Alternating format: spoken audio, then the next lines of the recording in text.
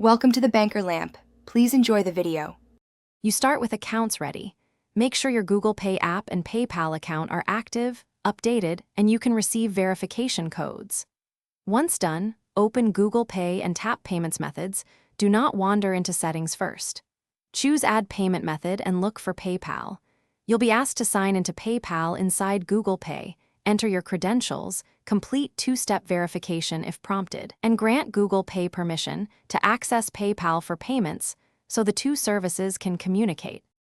After you authorize, Google Pay shows your PayPal account and available funding sources. You then pick the funding source inside PayPal Balance, Linked Bank, or a card. Because Google Pay charges using that selection, choose what fits each use. Make sure to set PayPal as default for the channel you want, online checkout or contactless tap, so payments route correctly. Once configured, confirm the link in both apps. You'll see PayPal listed under Payment Methods inside Google Pay, which means you're nearly finished. Finish by testing. Make a small purchase or tap to pay for $1 to confirm charges post through PayPal.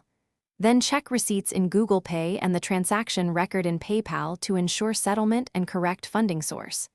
If the PayPal option is missing or fails, make sure your country supports PayPal in Google Pay, update both apps, clear app cache, and restart your phone. If problems persist, unlink and relink PayPal, or contact Google or PayPal support for account-specific blocks or permissions. Thanks for watching. If this was helpful, leave a like and consider subscribing. See you next time.